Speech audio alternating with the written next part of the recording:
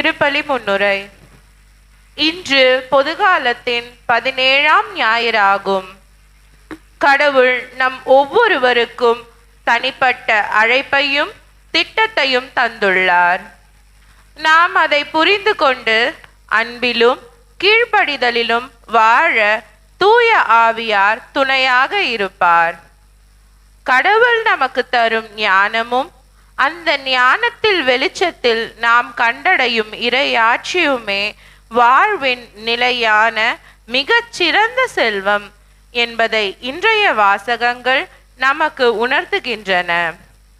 முதல் வாசகத்தில் சாலமோன் அரசன் மக்களை நல்லாட்சி செய்ய ஞானத்தை கடவுளிடம் கேட்டதையும், இரண்டாம் வாசகத்தில் கடவுளின் திட்டத்தை அழைப்பை நாம் ஏற்றுக்கொள்ள தூய ஆவியார் துணை நிற்கிறார் என பவுல் கூறுவதையும், நற்செய்தியில் இயேசு கிறிஸ்து விண்ணரசை புதையலையும் விலையுயர்ந்த முத்துக்கும் ஒப்பிடுவதையும் வாசிக்க கேட்போம். ஆணவம், சுயநலம் இவற்றால் நாம் செய்த பாவங்களுக்காக மனம் வருந்துவோம். இயேசு என்னும் புதையலை, இயேசு என்னும் விலை மதிப்பற்ற முத்தை கண்டடைய ஞானத்தை எமக்கருள வேண்டி இத்திருப்பலியில் பக்தியுடன் பங்கெடுப்போம். இறையேசு பிரியமானவர்களே, இன்றைய தினம் இந்த திருப்பலியானது ஜேஸ் ஆண்டனி, ஜாக்லின் லதா இவர்கள் புனித அந்தோனியாரின் பரிந்துரையின் வழியாக பெற்றுக்கொண்ட எல்லா உதவிகளுக்கும் நன்மைகளுக்கும் நன்றியாக இத்திருப்பலியை நன்றி திருப்பலியாக கொடுத்து செபிக்கின்றார்கள். மேலும் ராபர்ட், அன்னமேரி இவருடைய மகளுடைய சுகப்பிரசவம் அடைந்தமைக்காக இத்திருப்பலியை நன்றி திருப்பலியாக கொடுத்து செபிக்கிறார்கள். மேலும் புனித அல்போன்ஸ் அம்மாள் அன்பிய இறை மக்களின் சிறப்பு கருத்துக்களுக்காக வேண்டியும், ஆல்ஜோ, ஷெரின், வெரோனிகா இவருடைய குடும்ப நலனுக்காகவும் இத்திருப்பலியானது கொடுத்து செபிக்கப்படுகிறது. மேலும் மரித்த Jayaprakash, Jayaraj, Thomas Cruz, Ruth Ammal, Alphonse, Kamalam, Durairaj, Arockiamary, Regina, Selvanathan, Nesappan, Masilamani, Jeyamary, Rajendran இவருடைய ஆன்ம இலைப்பாற்றிக்காக வேண்டியும் இந்த திருப்பலியானது கொடுத்து செபிக்கப்படுகிறது. தந்தை, மகன், தூயாவியின் பெயராலே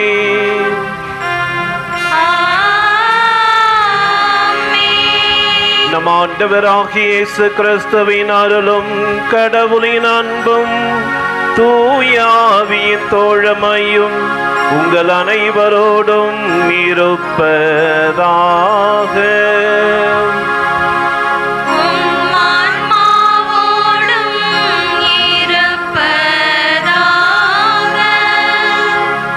சகோதரரே, தூய மறை நிகழ்வுகளை நாம் தகுதியுடன் கொண்டாட நம்முடைய குற்றங்கள், குறைகள், பாவங்களை ஏற்று மனம் வருந்துவோம்.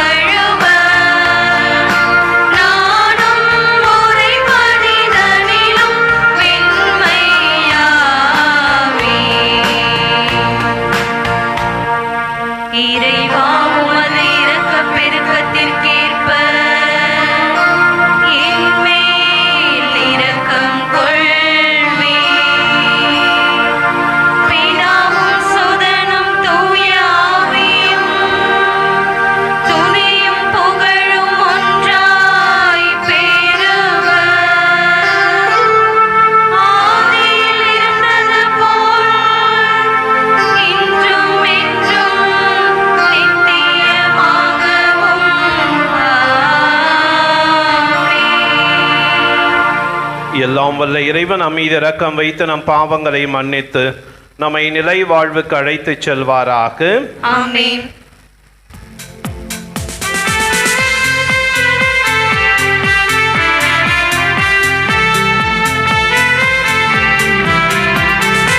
உன்னத பரிலே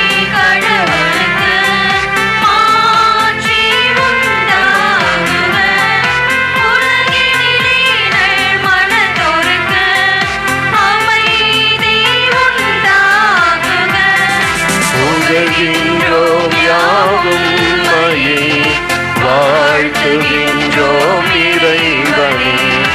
உமக்கு ஆராதனை புரிந்து உம்மை மாட்சிப்படுத்துகின்றோம் யாம்.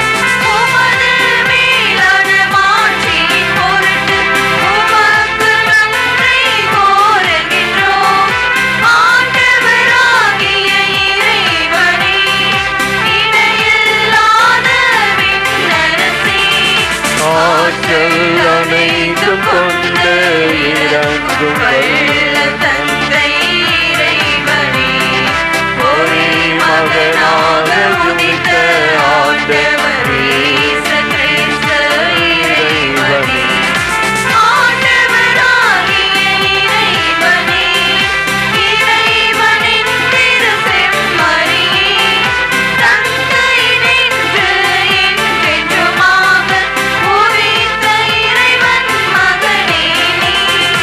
உலகின் பாவம் போக்குபவரே, நீர் மீது இறங்குவீர். உலகின் பாவம் போக்குபவரே, எங்கள் மன்றாட்டை ஏற்றருளீர். தந்தையின் வலப்பக்கம் வீற்றிருப்பவரே, நீர் மீது இறங்குவீர். ஏனெனில் இயேசு கிறிஸ்துவே, நீர் ஒருவரே தூயவர், நீர் ஒருவரே ஆண்டவர், நீர் ஒருவரே உன்னதர். தூய ஆவியோடு தந்தை இறைவனின் ஆட்சியில் இருப்பவர் நீரே. ஆமென், ஆமென், ஆமென்,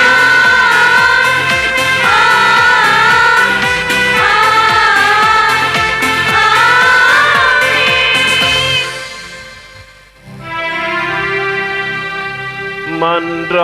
மன்றாடுவோமாக.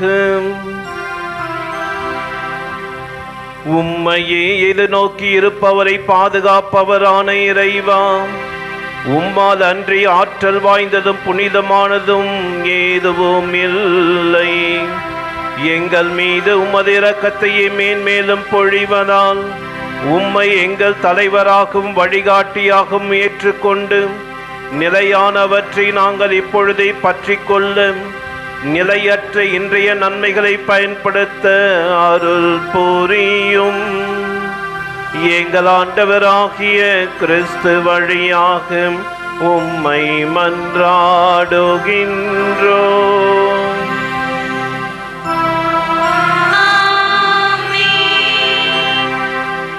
முதல் வாசக முன்னுரை. இளம் வயதில் அரசராக பொறுப்பேற்ற சாலமோனிடம் உனக்கு என்ன வேண்டுமென்று ஆண்டவர் கேட்கிறார். சாலமோன் உலக செல்வங்களை கேட்காமல் நன்மை தீன்மை எதுவென்று ஆய்ந்தறியும் ஞானத்தை கேட்கிறார். சாலமோனின் இந்த தாழ்மையான வேண்டுதலால் மகிழ்ந்த ஆண்டவர் அவருக்கு நிகரற்ற ஞானத்தை வழங்கியதை விவரிக்கும் இவ்வாசகத்தை கேட்போம். முதல் வாசகம். நீதி வழங்க தேவையான ஞானத்தை மட்டுமே கேட்டிருக்கிறாய். அரசர்கள் முதல் நூலிலிருந்து வாசகம். அதிகாரம் 3, இறை வார்த்தைகள் 5 மற்றும் 7 முதல் 12 முடிய. அந்நாள்களில் கிபையோனில் ஆண்டவர் சாலமோனுக்கு கனவில் தோன்றினார். உனக்கு என்ன வரம் வேண்டும் கேள் என்று கடவுள் கேட்டார். என் கடவுளாகிய ஆண்டவரே, நீர் அடியேனை என் தந்தை தாவீதுக்கு பதிலாக அரசனாக்கியுள்ளீர். நான் செய்வதறியாத சிறு பிள்ளை. இதோ உமக்கென நீர் தெரிந்து கொண்ட திரளான மக்களிடையே அடியேன் இருக்கிறேன். அவர்கள் எண்ணி கணிக்க முடியாத மாபெரும் தொகையினர். எனவே மக்களுக்கு நீதி வழங்கவும் நன்மை தீமை பகுத்தறியவும் தேவையான ஞானம் நிறைந்த உள்ளத்தை அடியேனுக்கு தந்தருளும். இல்லாவிடில் உமக்குரிய இம்மாபெரும் மக்களினத்திற்கு நீதி வழங்க யாரால் இயலும் என்று கேட்டார். சாலமோன் இவ்வாறு கேட்டது ஆண்டவருக்கு உகந்ததாய் இருந்தது. கடவுள் அவரிடம் நீடிய ஆயுளையோ செல்வத்தையோ நீ கேட்கவில்லை. உன் எதிரிகளின் சாவையும் நீ விரும்பவில்லை. மாறாக நீதி வழங்க தேவையான ஞானத்தை மட்டுமே கேட்டிருக்கிறாய். இதோ நான் இப்பொழுது நீ கேட்டபடியே செய்கிறேன். உனக்கு நிகராக உனக்கு முன்னே எவரும் இருந்ததில்லை, உனக்கு பின்னே இருக்க போவதிலும் இல்லை என்றார். இது ஆண்டவர் வழங்கும் அருள்வாக்கு. இறைவனுக்கு நன்றி.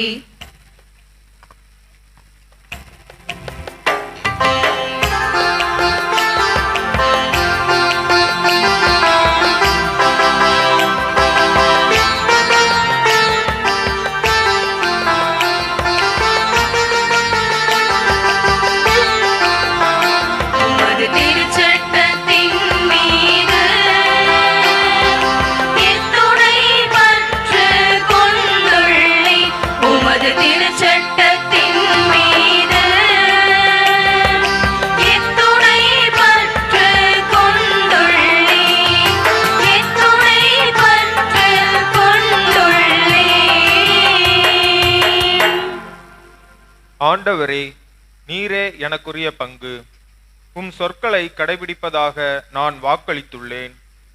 நீர் திருவாய் மலர்ந்த சட்டம் ஆயிரக்கணக்கான பொன் வெள்ளிக்காசுகளை விட எனக்கு மேலானது.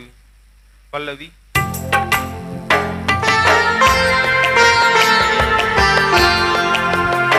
உமது திருச்சட்டத்தின் மீது எத்துணை பற்று கொண்டுள்ளேன். உமது திருச்சட்டத்தின் மீது எத்துணை பற்று கொண்டுள்ளேன். எத்துணை பற்று கொண்டுள்ளேன். எனக்கு ஆறுதல் அளிக்குமாறு உமது பேரன்பு எனக்கு கிடைக்கட்டும். உம் ஊழியனுக்கு வாக்குறுதி அளித்தீர் அன்றோ? நான் பிழைத்திருக்கும்படி உமது இரக்கம் என்னை வந்தடையட்டும். ஏனெனில் உமது திருச்சட்டமே எனக்கு இன்பம். பல்லவி.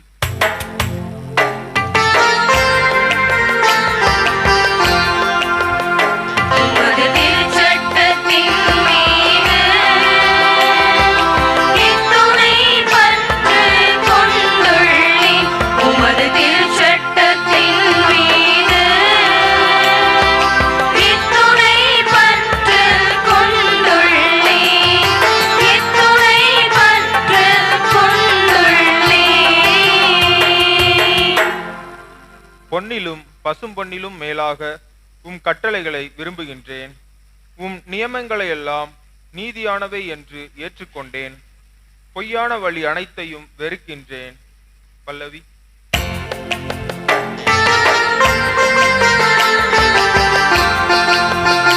உமது திருச்சட்டத்தின் மீது எத்துணை பற்று கொண்டுள்ளேன். உமது திருச்சட்டத்தின் மீது எத்துணை பற்று கொண்டுள்ளேன். எத்துணை பற்று கொண்டுள்ளேன். உம் ஒழுங்குமுறைகள் வியப்புக்குரியவை. ஆகவே நான் அவற்றை கடைபிடித்து வருகின்றேன். உம் சொற்களை பற்றிய விளக்கம் ஒளி தருகின்றது. அது பேதைகளுக்கு நுண்ணறிவு ஊட்டுகின்றது. பல்லவி.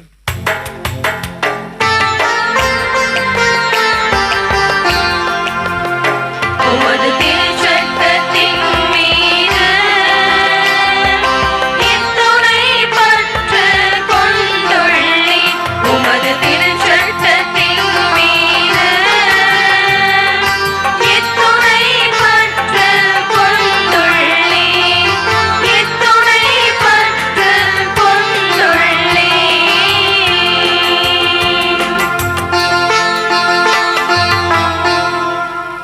இரண்டாம் வாசக முன்னுரை. கடவுளிடம் அன்பு கூறுகிறவர்களுக்கும் அவருடைய திட்டத்தின்படி அழைக்கப்பட்டவர்களுக்கும் எல்லாமே நன்மைக்கே நடக்கும் என்று புனித பவுல் உறுதியோடு கூறுகிறார். நாம் அவருடைய மகனின் சாயலுக்கு ஏற்ப உருமாற்றப்பட வேண்டும் என்பதே கடவுளின் திட்டம் என்பதை விளக்கும் இவ்வாசகத்திற்கு செவிசாய்ப்போம். இரண்டாம் வாசகம். தம் மகனின் சாயற்றவாறு இருக்க வேண்டுமென கடவுள் முன்குறித்து வைத்தார்.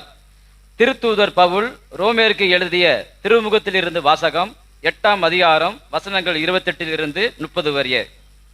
சகோதர சகோதரிகளே, கடவுளிடம் அன்பு கூறுபவர்களோடு, அதாவது அவரது திட்டத்திற்கு ஏற்ப அழைக்கப்பட்டவர்களோடு அவர்கள் நன்மைக்காகவே ஆவியார் அனைத்திலும் ஒத்துழைக்கிறார் என்பது நமக்கு தெரியும். தம்மால் முன்பே தேர்ந்தெடுக்கப்பட்டவர்கள் தம் மகனின் சாயலுக்கேற்றவாறு இருக்க வேண்டுமென கடவுள் முன்குறித்தே வைத்தார். அச்சகோதர சகோதரிகள் பலரும் தம் மகன் தலைப்புறனவராய் இருக்க வேண்டுமென்ற இப்படி செய்தார். தம் முன்குறித்தே வைத்தோரை அவர் அழைத்திருக்கிறார். தாம் அழைத்தோரை தமக்கு ஏற்படுவராக்கி இருக்கிறார். தமக்கு ஏற்புடையவர் ஆனவரை தம் ஆட்சியில் பங்கு பெறச் செய்தார். இது ஆண்டவரின் வழங்கும் அருள்வாக்கு. இறைவனுக்கு நன்றி.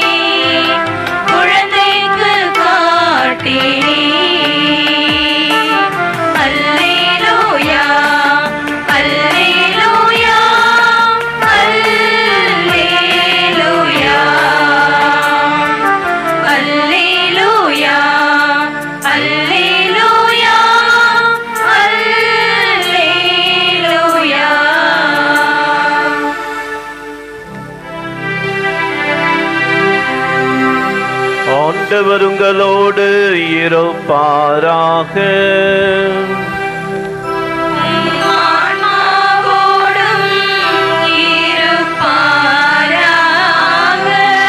புனித மத்தேயு எழுதிய தூய நற்செய்தியிலிருந்து வாசகம்.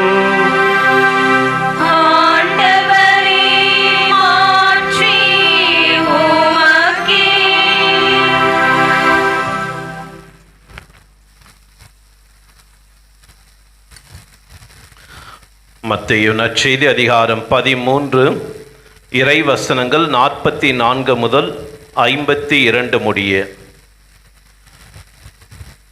அக்காலத்தில் இயேசு மக்களை நோக்கி கூறியது, ஒருவர் நிலத்தில் மறைந்திருந்த புதையல் ஒன்றை கண்டுபிடிக்கிறார்.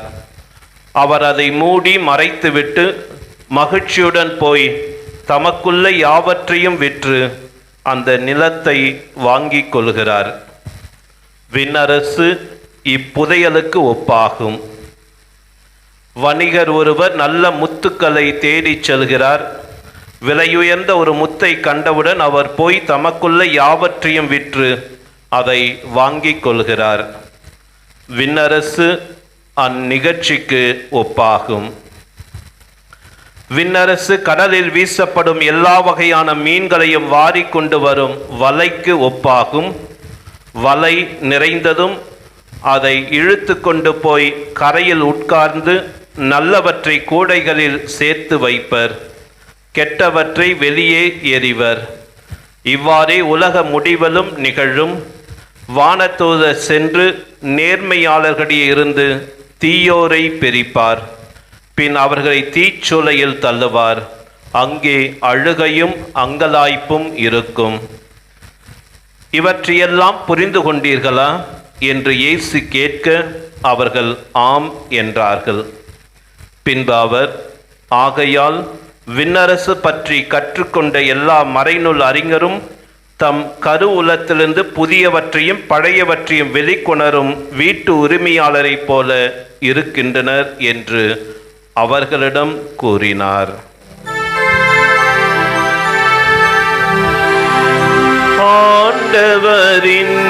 அருள்வாக்கு. கிறிஸ்துவே உமக்கு புகழ்.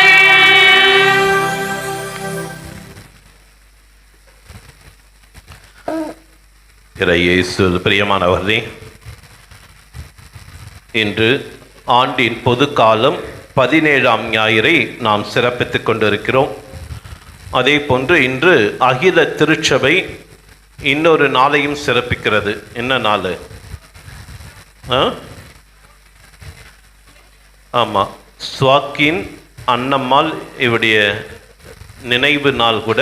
அதோடு நம்முடைய தாத்தா பாட்டிகள் தினம். நம்முடைய முன்னாள் திருத்தந்தை பிரான்சிஸ் அவர்கள் 2021ஆம் ஆண்டு இந்த சுவாக்கின் அன்னம்மாள், புனித அன்னம்மாள் இவருடைய நினைவு நாளிலே அந்த தாத்தா பாட்டிகள் தினமாக கொண்டாட வேண்டும் என்று அன்று எடுத்த அவர் முயற்சி தான் இன்று 6வது ஆண்டாக அதை சிறப்பித்துக் கொண்டிருக்கிறார்கள். ஏற்கனவே நம்முடைய பங்கிலே கடந்த முதல் செவ்வாய்க்கிழமை நாம் கொண்டாடினோம். இருப்பினும் இந்த நாளிலே இந்த விழா சிறப்பிக்கின்ற பொழுது நம் மத்தியில் இருக்கின்ற நம்முடைய தாத்தா பாட்டிகள் அனைவருக்கும் நம்முடைய வாழ்த்துக்களையும் ஜெபங்களையும் நாம் தெரிவித்துக் கொள்வோம்.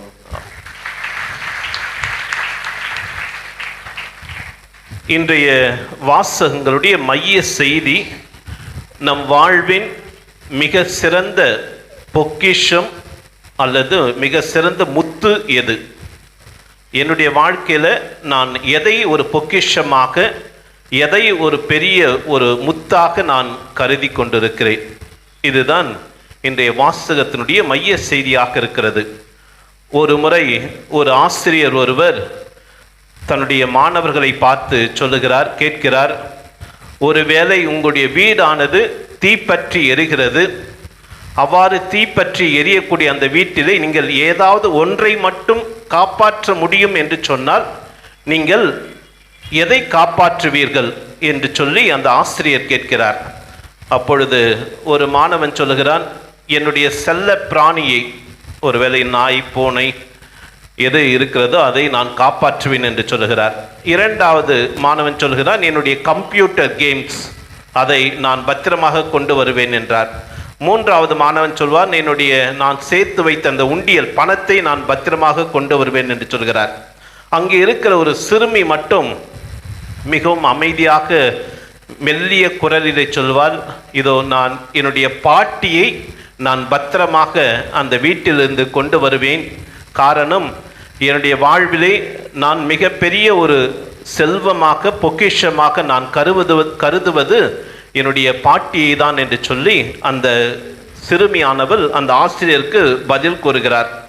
இந்த பதில் கேட்டதும் இந்த வகுப்பே அமைதியாக இருக்கிறது. காரணம், தன்னுடைய வாழ்க்கையிலே அந்த சிறுமி எதை மதிப்பு மிக்கதாக, எதை முக்கியமானதாக, எதை சிறப்பானதாக அந்த சிறுமி கருதுகிறது என்றால் தன்னுடைய பாட்டியை தான்.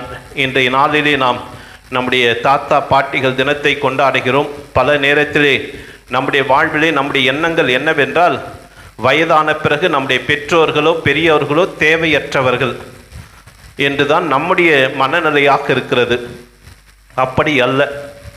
ஒருவேளை இன்றைய தினம் இறைவன் நம்முடைய குடும்ப வாழ்க்கையிலே, அன்றாட குடும்ப வாழ்க்கையிலே ஒருவேளை நம்முடைய பெற்றோர்கள், நம்முடைய பெரியோர்கள் மிகப்பெரிய ஒரு பொக்கிஷமாக, மிகப்பெரிய ஒரு செல்வமாக, சொத்தாக, முத்தாக இருக்கிறார்கள். எனவே அவர்களுக்கு நாம் எப்பொழுதுமே அந்த முன்னுரிமை, முக்கியத்துவம் கொடுக்க வேண்டும். ஆக இன்றைய வாசகங்கள் சொல்லுகின்ற செய்தி இதுதான். அதாவது அன்றாட வாழ்க்கையிலே நாம் எதற்கு முக்கியத்துவம் கொடுக்கிறோம், எதை என்னுடைய செல்வமாக கருதுகிறோம். இதற்கு இந்த செல்வம் அல்லது பொக்கிஷம் அல்லது முத்து இவற்றை தேர்ந்தெடுப்பதற்கு என்ன தேவை? இதை தான் இன்றைய முதல் வாசகம் நமக்கு பதில் சொல்கிறது. அங்கு முதல் வாசகத்திலே நாம் வாசிக்க கேட்டோம், சாலமோன் அரசர் அவருடைய கனவிலே இறைவன் கேட்கிறார், உன்னுடைய வாழ்க்கையிலே உனக்கு என்ன தேவை கேள் என்று சொல்கிறார். காரணம், சாலமோன் அரசர் மிக சிறியவர். அவர் அந்த அரச பதவிக்கு வருகின்ற பொழுது அவருக்கு இந்த நாட்டை, இந்த மக்களை எப்படி ஆட்சி செய்ய வேண்டும் என்ற அந்த ஒரு போராட்டம், எப்படி நான் இந்த மக்களை வழிநடத்தப் போகிறேன், இந்த மக்களுக்கு நான் எத்தகைய ஒரு தீர்ப்பு வழங்கப் போகிறேன் என்று சொல்லி அவர்களுக்குள்ளாக ஒரு கவலை, ஒரு விதமான போராட்டம், ஒரு விதமான படபடப்பு, அவருக்குள்ளாக ஒரு தயக்கம் இருந்து கொண்டுதான் இருக்கிறது. எனவே இந்த சூழ்நிலையில் தான் இறைவன் அவருக்கு காட்சியளித்து உனக்கு என்ன தேவை என்று கேட்கிறார். அப்பொழுது சாலமோன் என்ன சொல்றாரு? ஞானம் வேண்டும் என்று சொல்கிறார். இந்த மக்களை வழிநடத்தி சரியான தீர்ப்பு வழங்க, உம்முடைய தீர்ப்பு வழங்க, சரியான தீர்ப்பு வழங்க எனக்கு நல்ல ஞானத்தை கொடும் என்று சொல்லி அந்த சாலமோன் அரசர் இத்தகைய ஒரு ஞானத்தை அந்த ஒரு வேண்டுதலாக வைக்கிறார். ஆக இங்கு நமக்கு சொல்லுகின்ற மிகப்பெரிய பாடம் இதுதான். நாம் வாழ்க்கையிலே எப்படி ஜெபிக்க வேண்டும், ஜெபத்திலே என்ன கேட்க வேண்டும் என்பதற்கு சாலமோன் அரசர் ஒரு பெரிய உதாரணம். இதே நம்மளை கேட்டிருந்தார்னா, கடவுள் உனக்கு என்ன தேவைன்னா என்ன கேட்டிருப்பீங்க? பெரிய பட்டியலே போட்டிருப்பீங்க. நகை, நட்டு, வீடு, வாசல், காரு, இன்னும் என்னென்ன வேணுமோ அனைத்தையும் நாம் பட்டியலிட்டு இருப்போம். ஆனால் சாலமோன் அங்கே கடவுள் சொல்கிறாரு, நீயோ அங்கு செல்வத்தை கேட்கவில்லை, நீடிய ஆயுளை கேட்கவில்லை, உடைய பகைவர் மீதான அந்த வெற்றியை கேட்கவில்லை, மாறாக நீ ஞானத்தை கேட்டாய், எனவே உனக்கு அனைத்தும் சேர்த்து கொடுக்கப்படும் என்று சொல்றாரு. ஏன் இதை சொல்றாரு கடவுள்? ஏன்?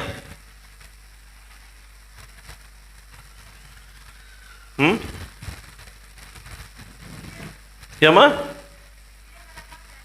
சுயநலமா கேட்கல, பிறருக்காக கேட்கிறார். அப்புறம் வேற என்ன? சரி, இங்குதான் நாம சரியாக புரிந்து கொள்ள வேண்டும். நம்முடைய ஜபங்கள் பல நேரத்தில் நம்ம இது வேண்டும் அது வேண்டும் என்று நம்முடைய வேண்டுதல்கள், இந்த விண்ணப்ப பெட்டி திறந்தீங்கன்னா ஒரு பெரிய பட்டியலே இருக்காங்க என்னென்ன வேணும்னு. அதுக்கு சாலமோன் அரசர் நமக்கு கற்றுத்தருகின்ற பாடம் உங்களுக்கும் எனக்கும் சேர்த்து தான். ஆக இங்கு சாலமோன் அரசர் ஞானத்தை கேட்கிறார். ஞானம் என்றால் என்ன? இறைவன் தான் ஞானம். அப்படின்னா அந்த இறைவனை நம்மோடு இருக்கின்ற பொழுது என்ன தேவையில்லை? அதான் அங்கு சாலமோன் கேட்கின்ற அந்த ஜபம் இதுதான் கேட்கிறார். ஞானம் வேண்டும் என்று சொல்லுகிறார். அப்படின்னா அந்த ஞானம் அதான் கடவுள் சொல்றாரு, நீ நீடிய ஆயுளையோ செல்வத்தையோ பகைவர் மீதான அந்த வெற்றியோ இதை நீ கேட்கவில்லை, மாறாக ஞானத்தை கேட்டாய், எனவே இவை அனைத்தும் உனக்கு சேர்த்து கொடுக்கப்படும் என்று சொல்லி அந்த சாலமோன் அரசருக்கு இறைவன் சொல்லுகிறார். ஆக நம்முடைய வாழ்க்கையில் நாம் ஜெபம் செய்ய வந்தோம்னா நாமும் கற்றுக்கொள்ள வேண்டிய பாடம், நம்முடைய பிள்ளைகளுக்கும் கற்றுத்தர வேண்டிய பாடம் முதலிலே எல்லாவற்றிற்கு மேலாக மத்தேயு நற்செய்தி 6ஆம் அதிகாரம் 33வது வசனம் என்ன சொல்லுது? எல்லாவற்றுக்கு மேலாக இறைவனையும் இறைவனுக்குரியவற்றையும் நீங்கள் நாடுங்கள், மற்ற அனைத்தையும் உங்களுக்கு சேர்த்து கொடுக்கப்படும். இதுதான் சாலமோன் செய்கிறாரு. இதை தான் நீங்கள் தாமஸ் அக்வீனஸ், ஒரு மிக சிறந்த தலை சிறந்த ஒரு புனிதர் கூட, மிக சிறந்த ஒரு என்ன சொல்லுவாங்க, ஒரு திருச்சபையிலே முக்கியமான ஒரு புனிதர், இறைவனை பற்றி அவர் பல பக்கங்கள் பல புத்தகங்களை எழுதியிருக்கிறார். எனவே இறைவனை அவரை பாராட்டுகிறார். ஒரு கனவிலே தோன்றி அவரை பாராட்டுகிறார். நீ என்னை பற்றி இவ்வளவு புகழ்ந்து எழுதியிருக்கிறாய், எனவே உனக்கு என்ன வேண்டும் என்று சொல்லி இறைவன் தாமஸ் அக்வீனஸை கேட்கிறாரு. அப்போ தாமஸ் அக்வீனஸ் என்ன சொல்றாரு? என்ன சொல்றாரு? வேறொன்று வேண்டாம், எனக்கு நீர் மட்டும் போதும். இது ஆலய பாடல். நீ மட்டும் போதும், நீ மட்டும் போதும், நீ மட்டும் போதும் எப்போதும். இதுதான் நம்முடைய ஆலய பாடல் நமக்கு சொல்லுகின்ற மிகப்பெரிய ஒரு பாடம். ஆக சாலமோன் அரசர் தன்னுடைய வாழ்க்கையிலே ஜபத்திலே நாம் எதை கேட்க வேண்டும்? நாம் மற்ற எதையும் அல்ல, இறைவனை சார்ந்ததை, இறைவனுடைய திருவுளத்தை நாம் கண்டடைவதற்கு, அவரை அடைவதற்கான அதை தான் நாம் கேட்க வேண்டும். அப்படி என்றால் ஞானம் என்றால் என்ன? ஞானம்னா என்ன? இறைவன் தான். ஞானத்துக்கான அந்த விரிவாக்கம் என்ன, அர்த்தம் என்ன? ஏமா ஏமா நன்மையானவற்றை மட்டும் கேட்பது, பரவாயில்ல. அப்புறம் ஞானம் என்றால் இறைவன் ஒன்றை எப்படி கண்ணோக்குவாரோ, எப்படி பார்ப்பாரோ அதே கண்ணோட்டத்திலே நாமும் பார்ப்பது, இதுதான் ஞானம். இறைவன் பார்வையிலே இது தவறு என்றால் நம்முடைய பார்வையிலும் அது தவறாக இருக்க வேண்டும். இறைவன் பார்வையில் அது தவறாக இருந்து நம்முடைய பார்வையில் அது சரியாக இருந்தால் அது ஞானம் அல்ல.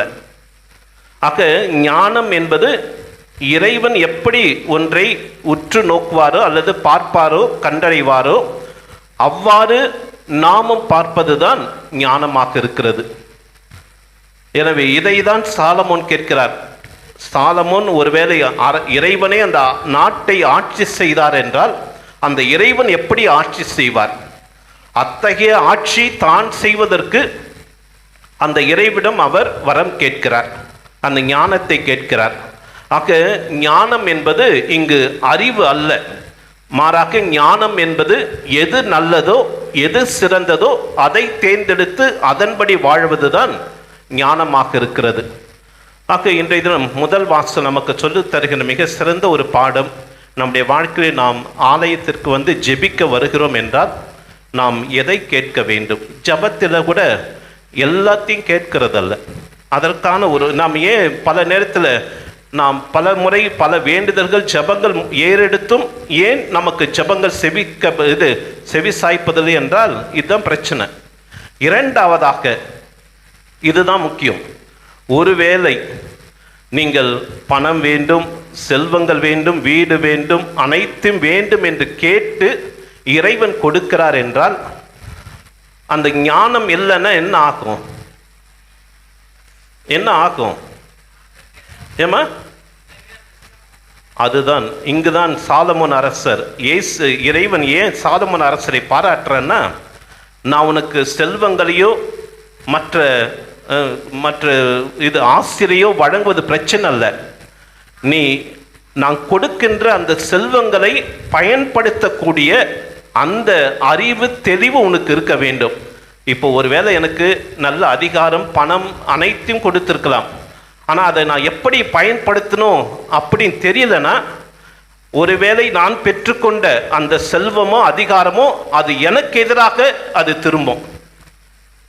இதுதான் நம்முடைய முதல் அரசர் சவுல் அரசருக்கு இறைவன் இஸ்ராயேல் மக்களுக்கு முதல் அரசராக தேர்ந்தெடுத்து அனைத்தையும் கொடுக்கிறாரு, அதிகாரத்தை கொடுக்கிறாரு, செல்வத்தை கொடுக்கிறாரு, எல்லாத்தையும் கொடுக்கிறாரு. ஆனால் காலப்போக்கில் என்ன ஆகுது? அந்த சவுல் அரசர் இறைவனுடைய திருவுளத்தை நிறைவேற்றவில்லை, இறைவன் என்ன விரும்புகிறாரோ அதை செய்யவில்லை, தான் என்ன நினைக்கிறானோ அதை செய்ய முயற்சிக்கிறார். கடைசியாக அந்த அதிகாரம், அந்த பதவி, அந்த பணமே அவனுடைய அழிவுக்கு காரணமாக இருக்கிறது. இதுதான் நம்ம பல நேரத்தில் நம்முடைய வேண்டுதல்கள், நம்முடைய ஜெபங்களில் இது வேணும் அது வேணும் எல்லாத்தையும் கேட்கிறோம். ஆனால் கேட்ட பிறகு அதை பெற்றுக்கொள்கின்ற நாம் அதை எப்படி பயன்படுத்தணும்? அதுதான் சொல்வாங்க, சரியான நபர்களிடத்தில் அதிகாரமோ பணமோ அவருடைய கையில் இருந்தது என்றால் அவர்கள் சரியாக பயன்படுத்துவார்கள்.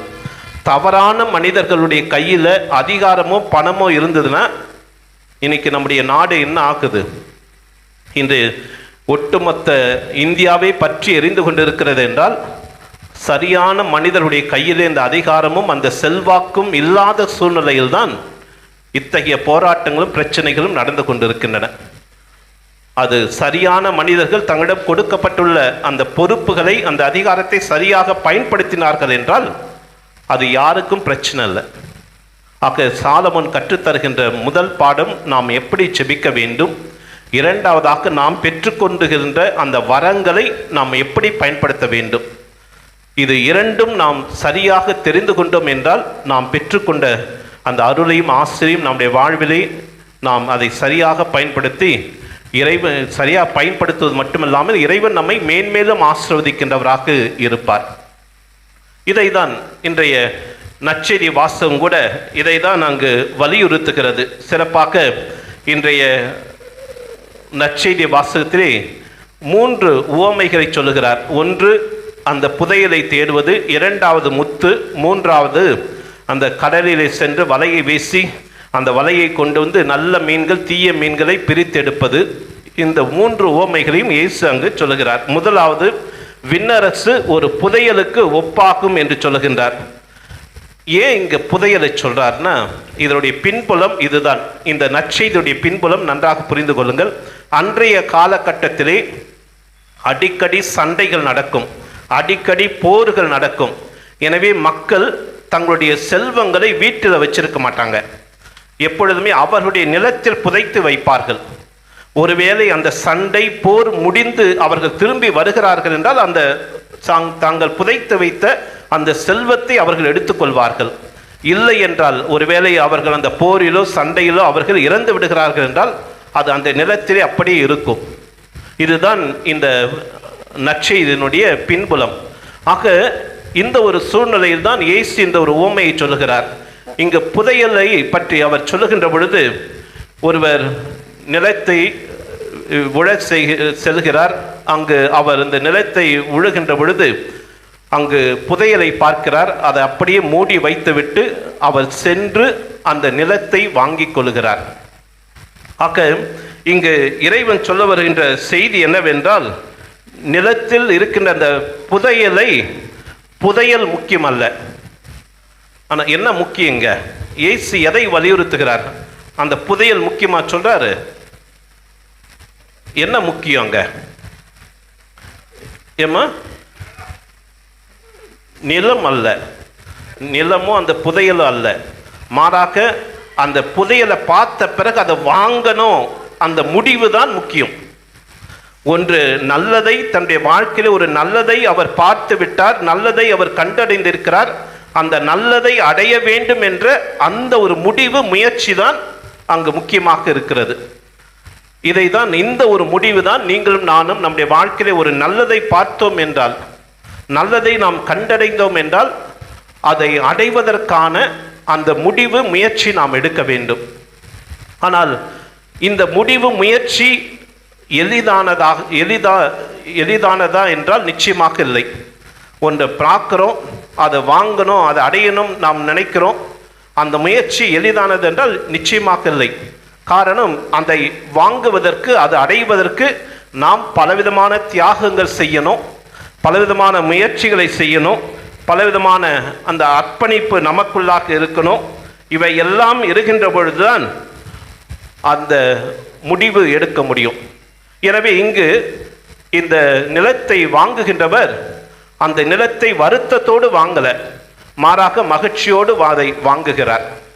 ஆக நம்முடைய வாழ்க்கையில கூட இந்த ஒருவேளை இந்த புதையல் நமக்கு அருகிலே இருக்கிறது. இன்று இறைவன் கொடுக்கின்ற இந்த புதையல் நமக்கு அருகிலே இருக்கிறது. ஒருவேளை நம்முடைய அன்பான குடும்பமாக இருக்கலாம் அந்த புதையல், ஒருவேளை இந்த திவ்ய நற்கருணையாக இருக்கலாம், இறை வார்த்தையாக இருக்கலாம், அதே போன்று நம்முடைய அழைப்பாக இருக்கலாம், நாம் பிறருக்கு சேவை செய்கின்ற ஒரு மனப்பான்மையாக இருக்கலாம், ஜபமாக இருக்கலாம், பிறரை மன்னிப்பதாக இருக்கலாம். இவை எல்லாமே ஒரு புதையல். இவை எல்லாமே நல்லது என்று நீங்கள் கண்டடைகின்ற பொழுது அதை நீங்கள் அடைய முயற்சிக்க வேண்டும். இதுதான் இறைவன் சொல்வது. ஒருவன் அந்த புதையலை பார்த்த பிறகு அதை அடைவதற்கான அந்த முடிவு, முயற்சி தான் முக்கியம். ஒருவேளை இந்த புதையல் அல்லது இந்த பொக்கிஷம் நம்முடைய குடும்பத்தில் கூட இருக்கலாம், நம்முடைய அன்பான குடும்பமாக, மனைவியாக, கணவனாக, பிள்ளைகளாக இருக்கலாம். எனவே அதை நாம் பெற்றுக்கொள்வதற்கான அந்த முயற்சி, அதற்கான தியாகம் நாம் செய்கின்றோமா என்பது மிக அவசியம். இரண்டாவது புதையல், விண்ணரசு ஒரு முத்துக்கு ஒப்பாகும் என்று சொல்கின்றார். ஒரு வணிகர் ஒருவர் நல்ல முத்தை தேடி அவர் பயணம் செய்கின்றார். பல நாட்கள் அவர் தேடுகின்றார்.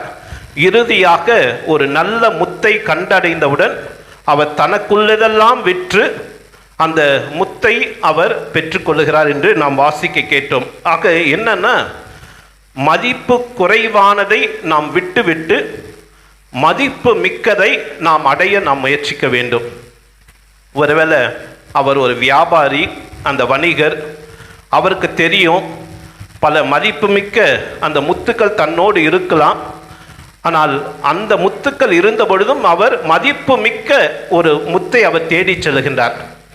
அப்படி என்றால் அந்த மதிப்பு மிக்கதை நாம் அடைவதற்கு மதிப்பு குறைவான மலிவானவற்றை நாம் இழப்பதற்கு அங்கு தயாராக இருக்க வேண்டும். ஒருவேளை அந்த மதிப்பு குறைவானது எது என்றால், நீங்களும் நானும் வைத்திருக்கின்ற நம்முடைய பட்டங்கள், பதவிகள், செல்வங்கள், நம்முடைய உறவுகள், நம்முடைய சமூக அந்தஸ்து, நம்முடைய சொகுசு வாழ்க்கை, இவை எல்லாமே தீயது அல்ல. மாறாக இறைவன் என்ற அந்த பெரிய முத்தை நாம் கண்டடைந்தவுடன் மலிவான இந்த முத்துக்கள் அனைத்தையும் இழப்பதற்கு நாம் தயாராக இருக்க வேண்டும். இதுதான் இறைவன் சொல்லுகின்ற செய்தி. இங்க ஏன் சாலமோன் அரசர் ஏன் ஞானத்தை கேட்டார் என்றால், இங்கு ஞானம் இறைவன் தான். ஆனால் நாம் என்ன செய்கிறோம், இறைவன் கொடுக்கின்ற அந்த கொடைகளை தான் தேடுகிறோமே ஒழிய, இந்த கொடைகளை கொடுக்கிறது யாரு? அந்த முத்தாக இருக்கலாம், பொக்கிஷமாக இருக்கலாம், அது கொடுக்கிறவங்க யாரு? கடவுள். எனவே அந்த கடவுளை தேட வேண்டும். அதுதான் சாலமோன் கேட்கிறாரு. ஆக இந்த வணிகரும் அதே போல அந்த நிலத்தை உழுகின்றவரும் இறுதியாக எதை தேடுகிறார் என்றால், அவர்கள் இதனுடைய அர்த்தமே இதுதான். அங்கு இறைவன் தான் மிக சிறந்த முத்து, இறைவன் தான் மிக சிறந்த புதையல். அதை நாம் கண்டடைகின்ற பொழுது நம்முடைய வாழ்க்கையிலே வேறு எதுவுமே தேவையில்லை. இதுதான் நம்முடைய வாழ்வுடைய ஒரு நிறைவாக, ஒரு சிறப்பாக இருக்கிறது. ஆக இன்றைய தினம் இந்த 2 உவமைகளை பார்த்தோம். இந்த 2 உவமைகளை என்ன வித்தியாசம்? முத்தும் புதையலும் என்ன வித்தியாசம்? இந்த 2 உவமைக்குள்ளாக என்ன வித்தியாசம்?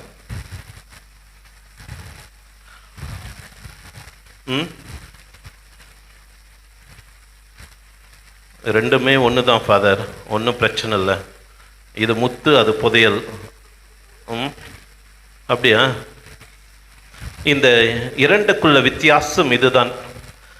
இந்த நிலத்தை உழுகின்றவர் அங்க புதையல் இருக்குதுன்னு சொல்லிட்டா உழுறாரு? அப்படியே உழுறாரு நிலத்தை?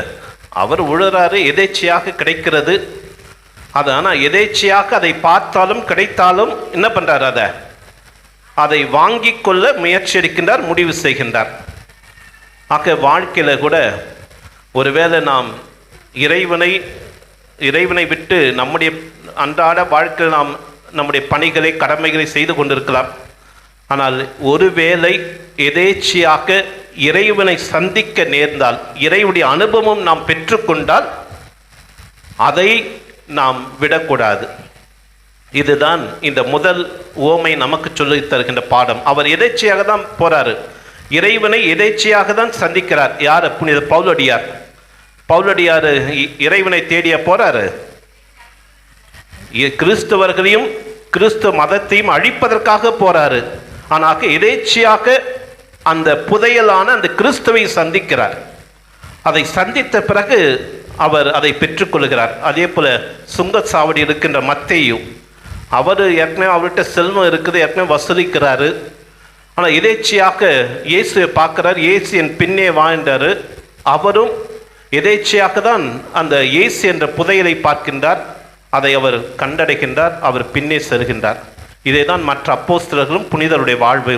பல நேரத்தில் அகஸ்தினார் வாழ்வாக இருக்கலாம், புனித அகஸ்தினார் வாழ்வாக இருக்கலாம், மற்ற புனிதருடைய வாழ்வாக இருக்கலாம். இவர்கள் அனைவருமே எதேச்சையாக தான் இதை பார்க்கிறார்கள். அந்த இயேசுவை சந்திக்கிறார்கள், அந்த இறை அனுபவத்தை பெற்றுக்கொள்கிறார்கள். ஆனால் அதிலே அவர்கள் உறுதியாக, இறுதி வரை உறுதியாக இருப்பதை நாம் பார்க்கிறோம். ஆனால் அதே நேரத்திலே இந்த 2வது உவமை, அந்த முத்து, இதற்கு என்ன பண்றாங்க? அந்த வணிகர் அதை பல ஆண்டுகளாக தேடுகிறார். ஒரு நல்ல முத்தை தேடி பல ஆண்டுகளாக போகிறார். ஆனால் அப்படி போகும்பொழுது, அப்படி தேடி போய் தான் அந்த முத்தை கண்டடைந்தவுடன் அதை அவர் பெற்றுக்கொள்கிறார். அப்படின்னா ஒரு சிலர் பல ஆண்டுகளாக அந்த இறைவனை தேடிக்கொண்டிருக்கலாம், முத்தாக இருக்கின்ற அந்த இறைவனை தேடிக்கொண்டிருக்கலாம். இதற்கு சிறந்த உதாரணம் விவிலியத்திலே சிமியோன். சிமியோன் என்ன சொல்லுவார்? இயேசுவை கையில் ஏந்திய பிறகு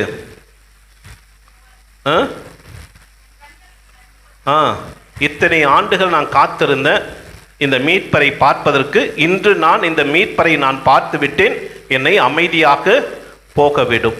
இதே தான் சிமியோனோட காத்திருக்கின்ற ஒரு அம்மா. அவங்க பேர் என்ன?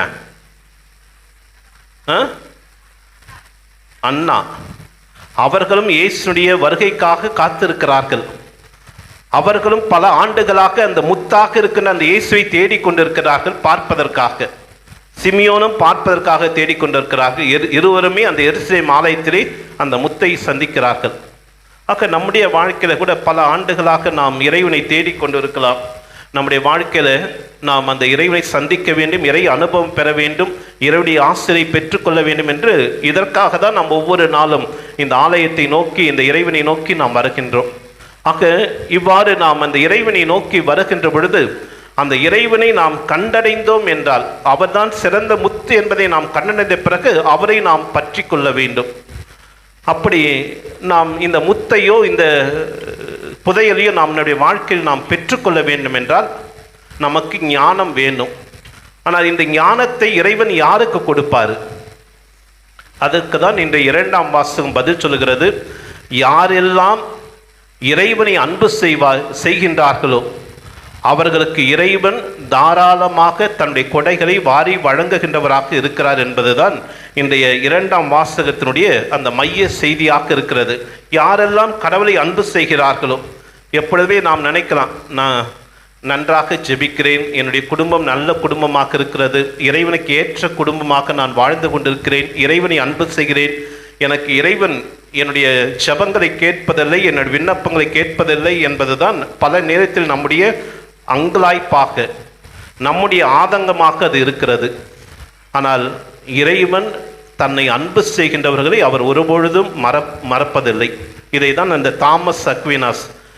புனித தாமஸ் அக்வினாஸ் இறைவனை மிகவும் அன்பு செய்தார். அவரை பற்றி பக்கம் பக்கமாக எழுதுகிறார்.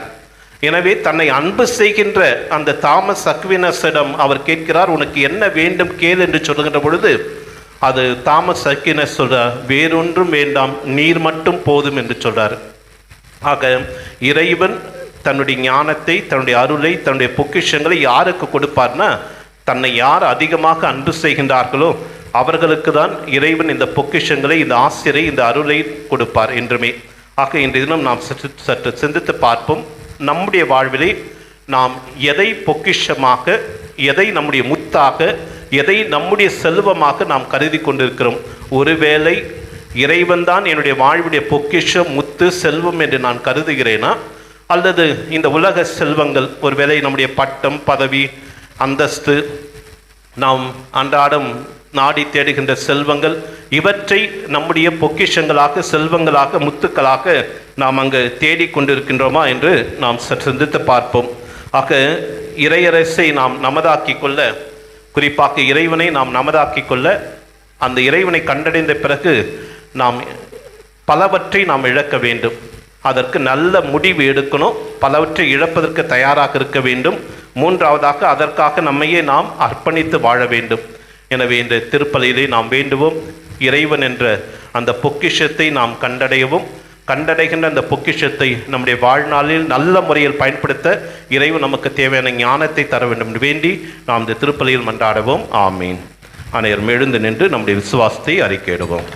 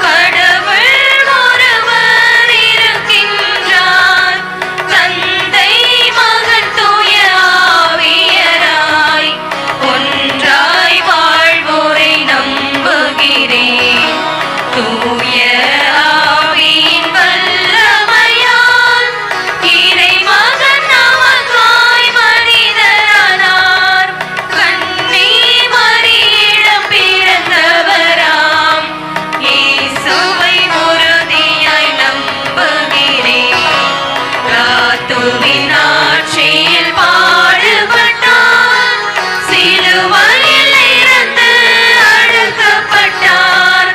3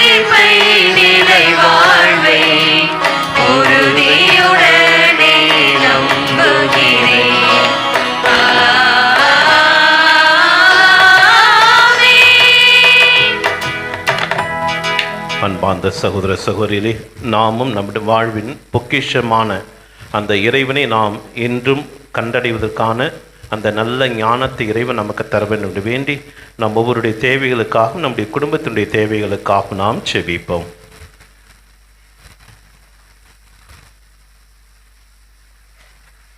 மன்றாட்டுக்கள். தாய் திரு அவைக்காக மன்றாடுவோம். அன்பின் இறைவா, திருச்சபையின் ஞான மெய்ப்பர்கள் தங்கள் அன்றாட வாழ்வில் தூயவர்களாய், இரக்கமுள்ளவர்களாய், தம் பணி வாழ்வில் நேர்மை உள்ளவர்களாய், செப வாழ்வு, குழு வாழ்வு, அருட்சாதன வாழ்வு வாழ அவர்களுக்கு வேண்டிய உடல் உள்ள ஆரோக்கியத்தையும் நற்சிந்தனையையும் வழங்கி வழிநடத்த வேண்டும் என்று இறைவா உம்மை மன்றாடுகிறோம். ஆண்டவரே, எங்கள் மன்றாட்டை கேட்டருளும். வறுமையில் வாழ்வோருக்காக மன்றாடுவோம். இரக்கம் நிறைந்த இறைவா, இந்த உலகத்தின் வாழ்வியல் ஓட்டத்தில் தம் வாழ்வினை நகர்த்தி செல்லும் ஏழைகள், பசியினால் வாடுபவர்கள், கூலிக்கேற்ற வருவைக்காக போராடும் மக்கள், கடன் பிரச்சனைகளால் அவதிப்படுபவர்கள், வெளிநாடுகளில் வேலை செய்பவர்கள் யாவரும் உம் தொடர் அரவணைப்பையும் ஆசீரையும் தமது வாழ்வின் ஒவ்வொரு அசைப்பிலும் கண்டு வாழ வேண்டும் என்று இறைவா உம்மை மன்றாடுகிறோம். ஆண்டவரே, எங்கள் மன்றாட்டை கேட்டருளும். திரு ஆவியின் நம்பிக்கையாக மன்றாடுவோம். எங்களை வழி நடத்துபவரே எம் இறைவா, தீமையை கண்டு பயப்படாமல் நம் மதிப்பீடுகளாக துணிவோடு பேசுவதற்கு, நமது அன்றாட வாழ்வின் செயல்பாடுகள் நல்லவையாக அமைவதற்கு, எம் சிந்தனைகளும் எண்ணங்களும் எந்தவையாக தெளிவானதாக அமைவதற்கு ஞானத்தையும் நல்லறிவையும் இறை பக்தியையும் தூய ஆவியார் மூலமாக எமக்கு அளித்தரல வேண்டும் என்று இறைவா உம்மை மன்றாடுகிறோம். ஆண்டவரே, எங்கள் மன்றாட்டை கேட்டருளும். புனித அல்பான்சம்மாள் அன்பிய குடும்பங்களுக்காக. அன்பின் இறைவா, இன்றைய நாளை சிறப்பிக்கின்ற புனித அல்பான்சம்மாள் அன்பிய குடும்பங்களை உம் பாதம் சமர்ப்பிக்கின்றோம்.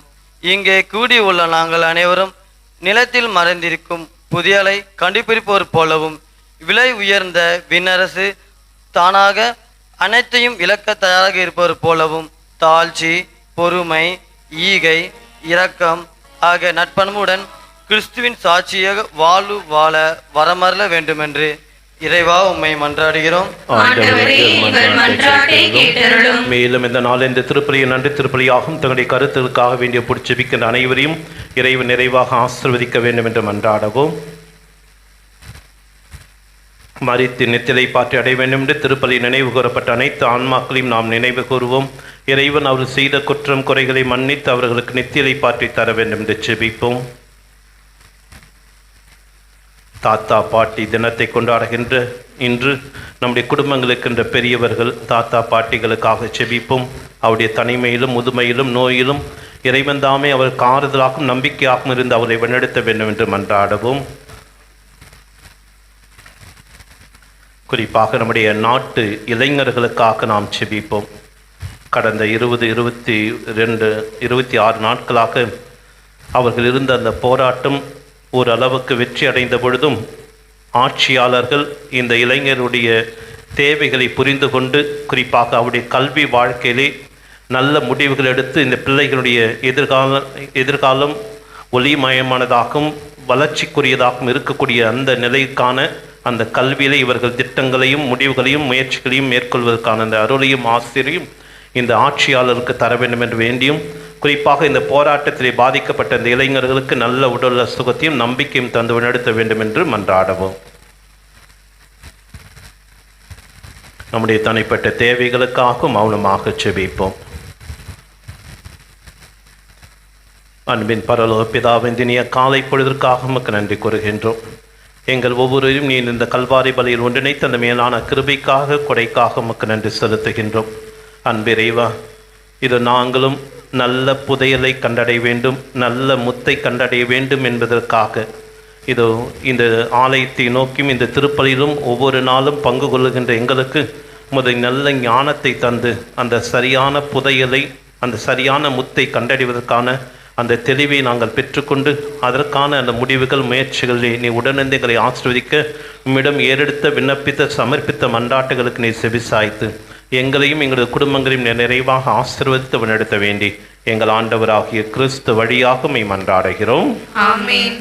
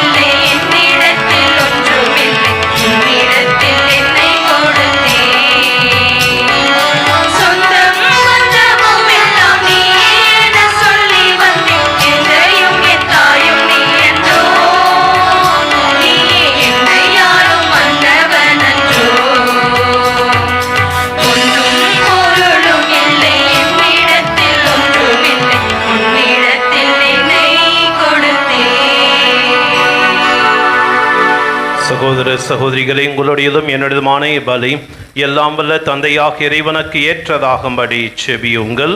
ஆண்டவர் தம் திருப்பெயரின் புகழ்ச்சிக்காகவும் ஆட்சிக்காகவும் நமது நன்மைக்காகவும் புனித திரு அவை அனைத்து நலன்களுக்காகவும் உமது கை நின்று இப்பலியை ஏற்றுக்கொள்வாராக. ஆண்டவரே, நீதாமி வாரி வழங்கிய கொடைகளிலிருந்து நாங்கள் கொண்டு வரும் இக்காணிக்கைகளை ஏற்றருளும். அதனால் உமது அருளின் ஆற்றலால் செயல்படும் இப்புனிதமிக்க மறை நிகழ்வுகள் இவ்வுலகில் எங்கள் வாழ்வை புனிதப்படுத்தி நிலையான பேரின்பத்திற்கு இட்டு செல்வனவாக. எங்கள் ஆண்டவராகிய கிறிஸ்து வழியாக உம்மை மன்றாடுகின்றோம்.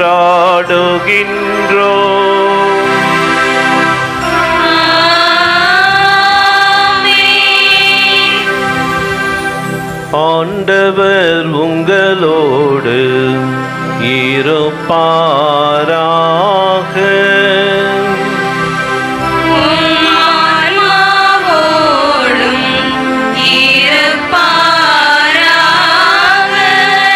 இதயங்களை மேலே எழுப்புங்கள்.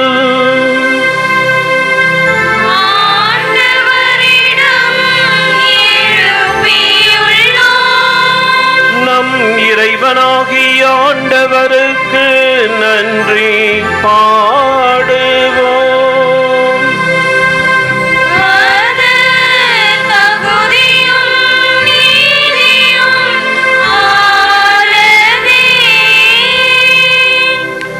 ஆண்டவரே, தூயவரான தந்தையே, என்றும் வாழும் எல்லாம் வல்ல இறைவா, எங்கள் ஆண்டவராகிய கிறிஸ்து வழியாக எந்நாளும் எவ்விடத்திலும் நாங்கள் உமக்கு நன்றி செலுத்துவது மெய்யாகவே தகுதியும் நீதியும் ஆகும். எங்கள் கடமையும் மீட்புக்குரிய செயலும் ஆகும். ஏனெனில் கிறிஸ்து பிறந்து முன்னைய பாவ நிலையிலிருந்து மனிதரை புதுப்பித்தார். பாடுபட்டு எங்கள் பாவங்களை அழித்தார். இறந்தோடமிருந்து உயிர்த்தெழுந்த நிலை வாழ்வுக்கு வழிவகுத்து தந்தை அவர் உம்மிடம் விண்ணேறி வந்து வான்வீட்டின் கதவுகளை திறந்து வைத்தார். ஆகவே வானக தூதர் புனிதர் அனைவரோடும் சேர்ந்து நாங்களும் உமக்கு புகழ்ச்சி பண்ணி செய்து முடிவின்றி பாடுவதாவது.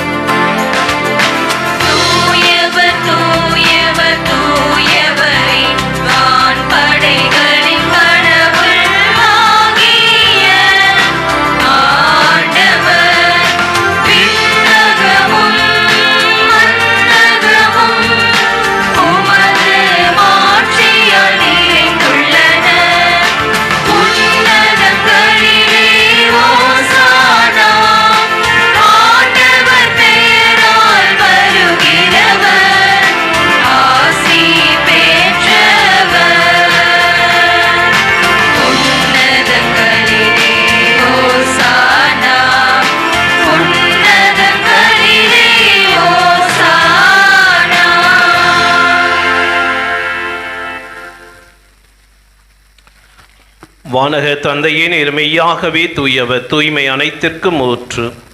ஆகவே உம்முடைய ஆவியை பொழிந்து மிக்காணிக்கைகளை தூய்மைப்படுத்த மெய் வேண்டுகிறோம். இவ்வாறு எங்கள் ஆண்டவர் இயேசு கிறிஸ்துவின் உடலும் இரத்தமுமாக எங்களுக்கு இவை மாறுவனவாக. அவர் பாடுபட உளம் கனிந்து தம்மை கையளித்த போது அப்பத்தை எடுத்து நன்றி செலுத்தி அதை பிட்டு தம் சீடருக்கு அளித்தவர் கூறியதாவது: அனைவரும் இதிலிருந்து பெற்று உண்ணுங்கள், ஏனெனில் இது உங்களுக்காக கையளிக்கப்படும் என் உடல்.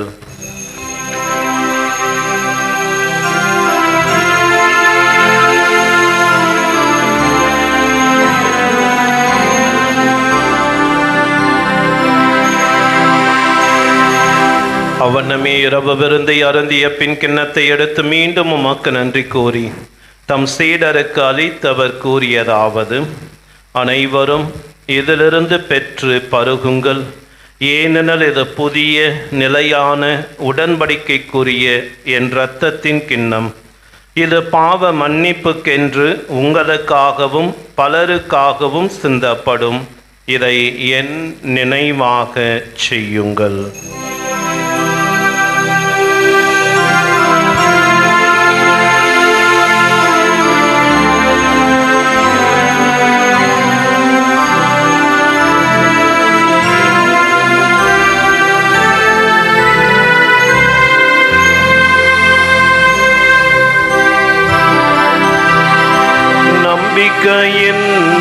மறைபொருள் ஆண்டவரே, நீர் வருமளவும் உமது இறப்பினை அறிக்கையிடுகின்றோம். உமது உயிர்ப்பினையும் எடுத்துரைக்கின்றோம்.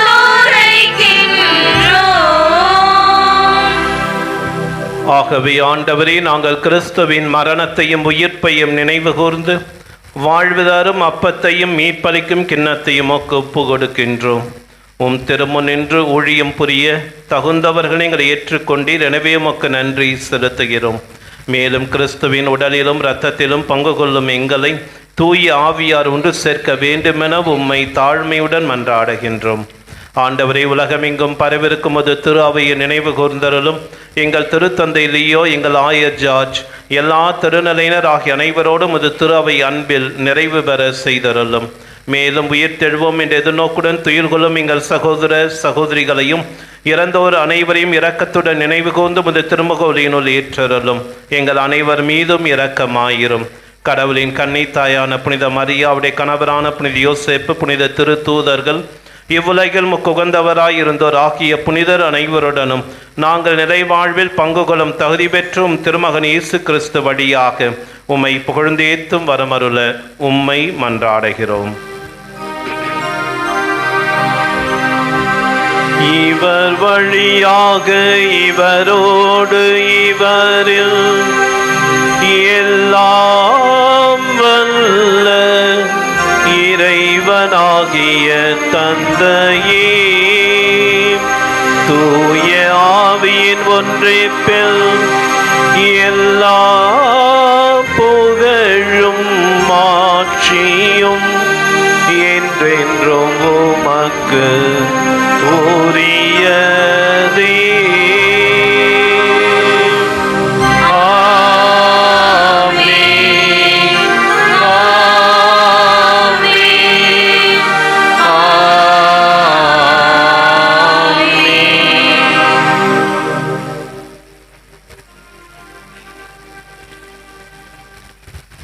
இறைவன் நமக்கு கொடுத்திருக்கின்ற அனைத்து கொடைகளையும் நாம் சரியாக பயன்படுத்த வரவேண்டி நமது ஆண்டவர் கற்றுக் கொடுத்த அந்த கர்த்தர் கற்பித்த ஜெபத்தை அனைவரும் பொருளந்து பக்தியோடு இணைந்து சொல்லுவோம்.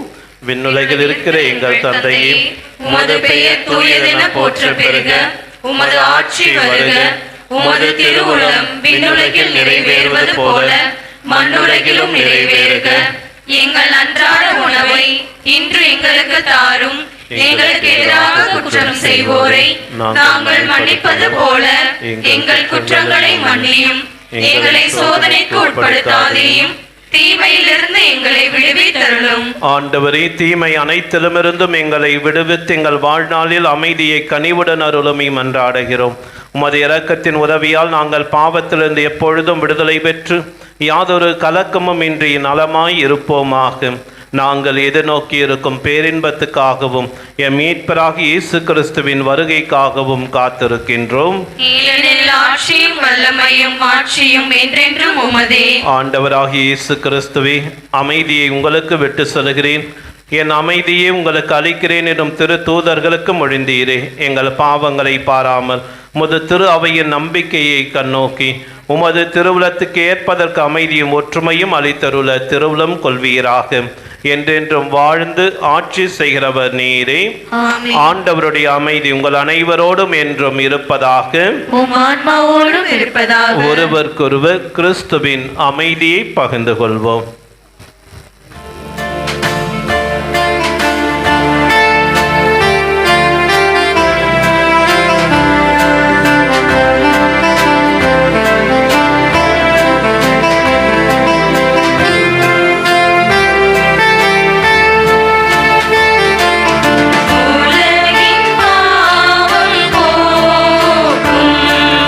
இறைவனின் செம்மறியே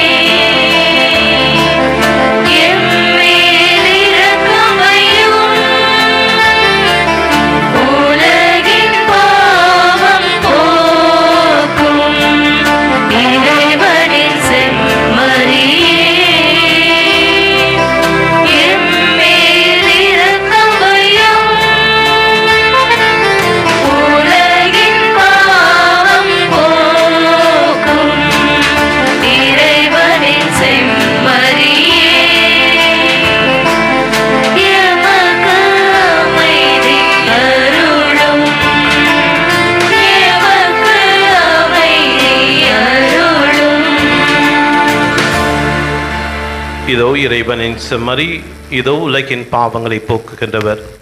இவர்தான் மிக சிறந்த புதையல், இவர்தான் மிக சிறந்த முத்து. இவரை நமதாக்கிக் கொள்ள தன்னுடைய திருவிருந்துக்கு அழைப்பு விடுக்கின்ற அன்பு ஆண்டவர் இவரை. இவரது விருந்துக்கு அழைக்க பெற்றோர் நாம் அனைவரும் பேறு பெற்றோர். ஆண்டவரே, நீர் என் உள்ளத்தில் எழுந்தருளி வர நான் தகுதியற்றவள்.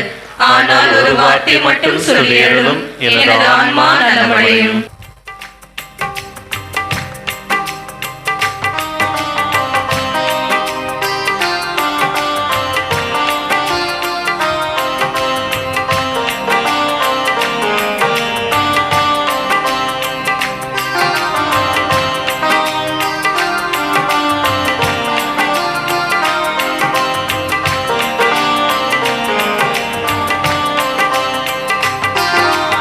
இதையெல்லாம்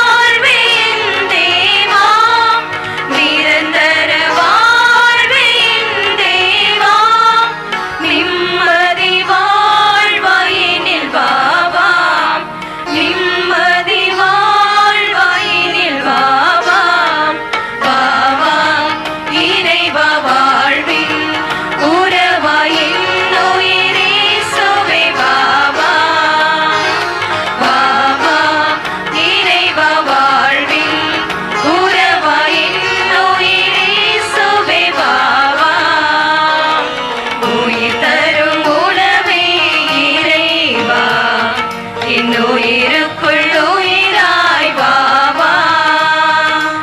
அருள் தரும் ஊற்றே இறைவா, நல்லாற்றலாய் என் உள்ளம் வா வா. நல்லாற்றலாய் என் உள்ளம் வா வா. நல்லாற்றலாய் என் உள்ளம் வா வா. அறிவிப்புகள். இன்று நாம் ஆண்டின் பொது காலம் 17ஆம் ஞாயிறை நாம் சிறப்பிக்கின்றோம். இன்றைய வழிபாட்டை எடுத்து சிறப்பித்த புனித அல்போன்ஸ் அன்பிய இறை மக்களுக்கு உங்கள் அனைவர் சார்பாக என்னுடைய மனமார்ந்த நன்றிகள், வாழ்த்துக்கள், ஜெபங்களை தெரிவித்துக் கொள்கின்றோம்.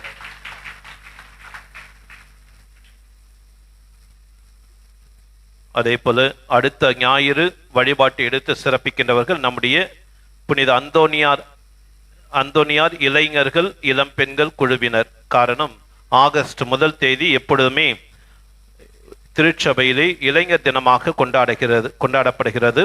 எனவே அடுத்த ஞாயிறு இவர்கள் எடுத்து சிறப்பிப்பார்கள். அதே போன்று வருகின்ற முதல் செவ்வாய்க்கிழமையும் அந்த இளைஞர்கள் இளம் பெண்களுக்காக அனைத்து திருப்பலிகளும் ஜெபித்து ஒப்பு கொடுக்கப்படும் என்பதை தெரிவித்துக் கொள்கின்றோம். அதே போன்று இன்றைய நாளிலே மறைக்கல்வி பிள்ளைகளுக்கு சிற்றுண்டி வழங்க உதவி செய்தவர்கள் விமல்குமார், வேளாங்கண்ணி ஜெனிஃபர். இவர்களுக்கு உங்கள் அனைவர் சார்பாக மனமார்ந்த நன்றிகள், வாழ்த்துக்கள், பாராட்டுக்களை தெரிவித்துக் கொள்கின்றோம். தொடர்ந்து மறைக்கல்வி பிள்ளைகளுக்கு சிற்றுண்டி கொடுக்க விரும்புகிறவர்கள் ரூபாய் 3500 பங்கு அலுவலகத்தில் செலுத்தி உங்களுடைய பெயர்களை பதிவு செய்து கொள்ளுங்களை அன்போடு கேட்டுக்கொள்கிறோம். அதே போல பிள்ளைகளை தவறாமல் ஒவ்வொரு ஞாயிற்றுக்கிழமை மறைக்கல்வி திருப்பலிக்கும் மறைக்கல்வி வகுப்புகளுக்கும் நேரத்தோடு அனுப்பணும். நீங்க அனுப்புறீங்க, ஆனா பாதி பிள்ளைகள் பாதி திருப்பலிக்கு தான் போறாங்க. ஆக தயவுசெய்து பிள்ளைகள் முழு திருப்பலியிலே பங்கு கொள்வதற்கு நீங்களும் நேரத்தோடு வந்து அந்த திருப்பலியிலே கலந்து கொள்ள உங்களை அன்போடு கேட்டுக்கொள்கிறோம். உங்களுடைய குடும்ப அட்டையின் அன்பிய பொறுப்பாளரிடம் கொடுத்து அனுப்பவும். ஏற்கனவே ஒரு 11 அன்பியங்கள் முடித்து விட்டார்கள். அந்த குடும்ப அட்டையிலே அவர்களுக்கான அந்த எண்கள் பதிக்கப்படும். எனவே அந்த பணிகள் நடைபெற்று கொண்டிருக்கின்றன. எனவே அனைத்து அன்பிய குடும்பங்களும் உங்களுடைய அன்பிய பொறுப்பாளரிடம் இதை கொடுத்து அனுப்புங்கள். நீங்க கொண்டு போனீங்கன்னா கொண்டு வர மாட்டீங்க, அதனால நாங்களே போறோம், அப்படி முடியாதுங்க. ஏன்னா அந்த பொறுப்பாளர் வருகின்ற பொழுது மட்டும்தான் உதவி பங்கு தந்தை அவர்களோடு இருந்து அது ஒரே நேரத்தில் அந்த பணியை முடித்து அனுப்ப முடியும். நீங்க ஒரு அன்பியத்தில் 30 குடும்பம்னா நீங்க 30 நாட்கள் வந்தீங்கன்னா அது கஷ்டம். ஆக தயவு செய்து இதை புரிந்து கொண்டு உங்களுடைய அன்பியத்தில் இருக்கின்ற அனைவருமே அந்த அன்பிய குடும்ப அட்டைகளை உங்களுடைய அன்பிய பொறுப்பாளரிடம் கொடுத்து அனுப்ப வேண்டும் என்று உங்களை அன்போடு கேட்டுக்கொள்கிறோம். ஆகஸ்ட் மாதம் முதல் ஞாயிற்றுக்கிழமை புனித ஜான் மரிய வியானி நினைவு நாளை சிறப்பிக்கின்றோம். அந்த ஞாயிறு பங்கு தந்தையருடைய தினமாக கொண்டாடப்படும் என்பதை தெரிவித்துக் கொள்கின்றோம். ஆகஸ்ட் மாதம் முதல் செவ்வாய்க்கிழமை அந்த உணவுக்கு உபயம் செய்ய விரும்புகிறவர்கள் காலை உணவு 15,000, மதிய உணவு 25,000, இரவு உணவு 40,000. இதற்கு உணவு உபயம் செய்ய விரும்புகிறவர்கள் பங்கு அலுவலகத்தில் உங்களுடைய பெயர்களை பதிவு செய்து உங்களுடைய நன்கொடைகளை கொடுக்க அன்போடு கேட்டுக்கொள்கிறோம்.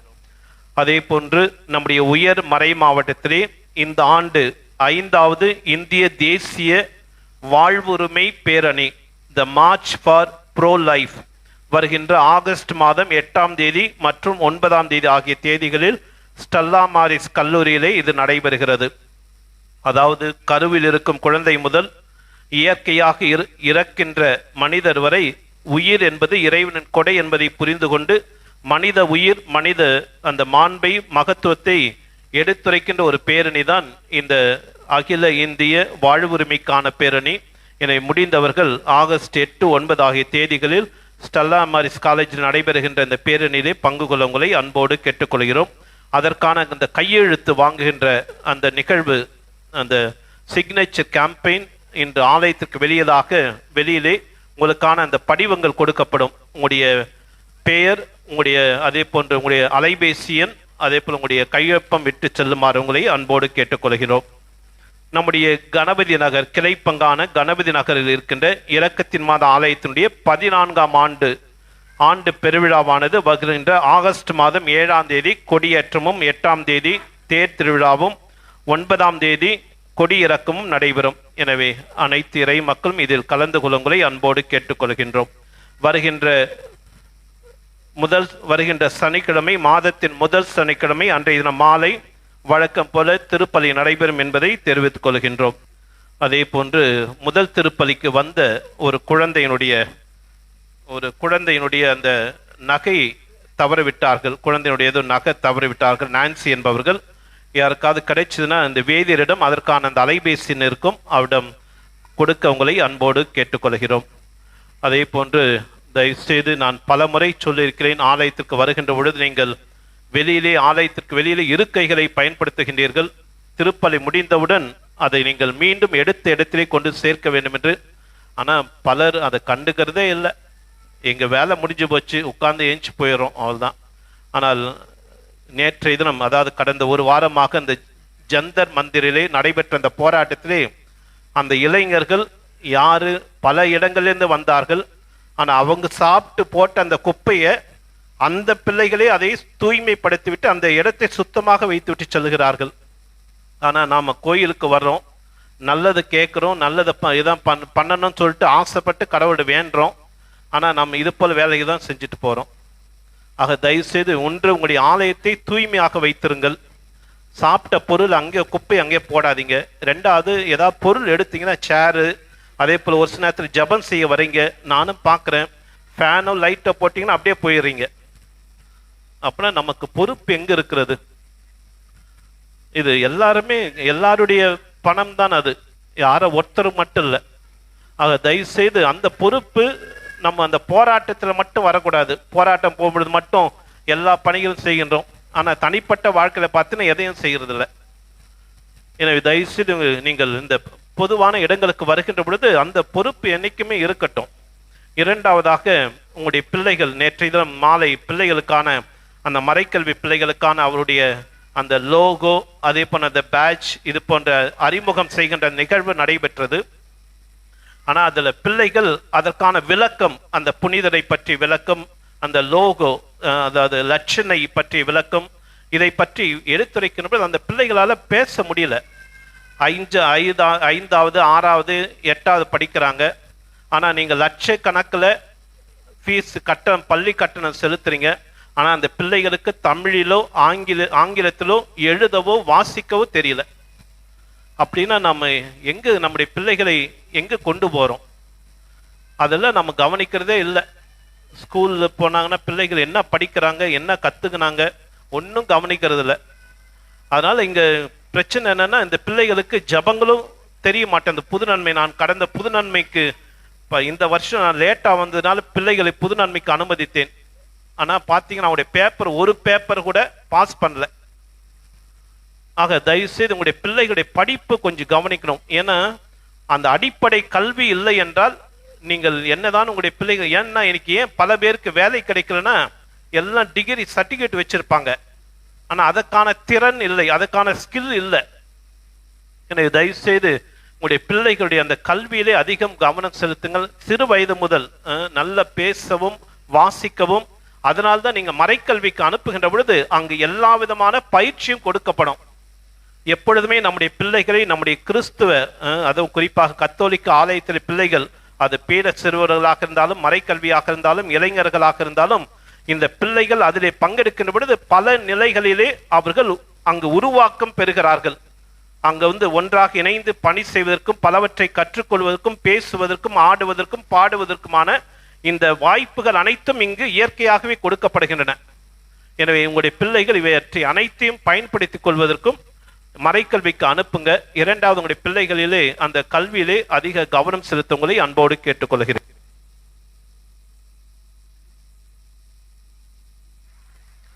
அனைவரும் எழுந்து நிற்போம்.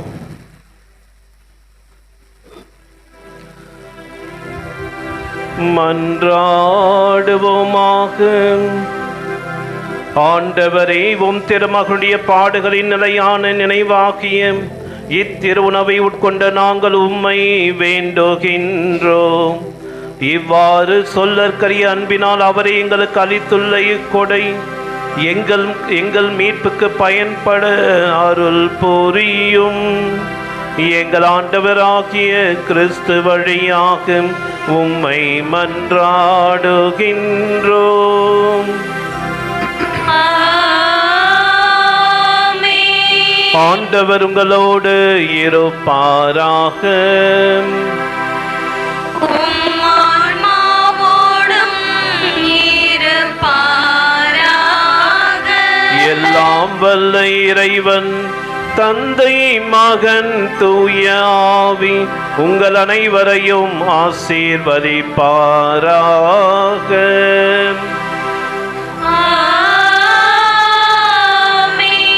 சென்று வாருங்கள், திருப்பலி நிறைவேறிற்று.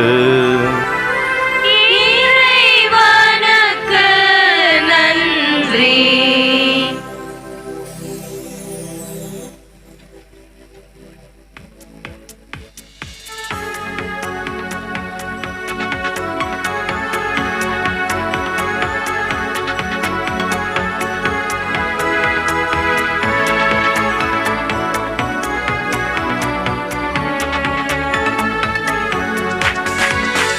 நன்றி பாடி நன்றி பாடி நாதனை போற்றிடுவோம். நாளும் அவரின் வல்ல செயலுக்கு நன்றி பண்பாடிடுவோம். நன்றி பாடி நாதனை போற்றிடுவோம். நாளும் அவரின் வல்ல செயலுக்கு நன்றி பண்பாடிடுவோம். நன்றி நன்றி என் இயேசுவே உமக்கு நன்றி. நன்றி நன்றி என் தேவனே உமக்கு நன்றி. நன்றி பாடி நாதனை போற்றிடுவோம். நாளும் அவரின் வல்ல செயலுக்கு நன்றி பண்பாடிடுவோம். இறையேசுவில் பிரியமானவர்களே, திருமண அறிக்கை நம்முடைய பங்கை சார்ந்த தந்தை ஸ்டாலின், தாய் சகிலா, இவருடைய மகள் பவித்ராவுக்கும் செங்கல்பட்டு மறை மாவட்டம் புனித பேட்ரிக் ஆலயம் திரு பால்ராஜ், திருமதி இருதயமேரி, இவருடைய மகன் இம்மானுவேலுக்கும் திருமணம் நடைபெறுகிறது. இது முதல் அறிவிப்பு. இந்த திருமணத்துக்கு ஏதாவது தடை இருந்தால் பங்கு தந்தைக்கு தெரிவிக்க வேண்டியது உங்களது கடமை.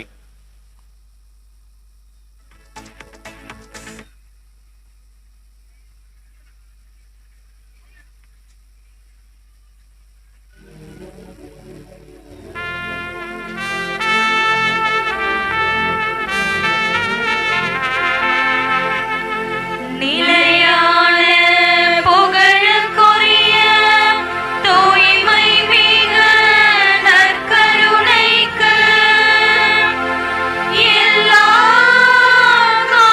காலமும் ஆராதனையும் புகழும் ஆட்சியும் உண்டாக கடவது.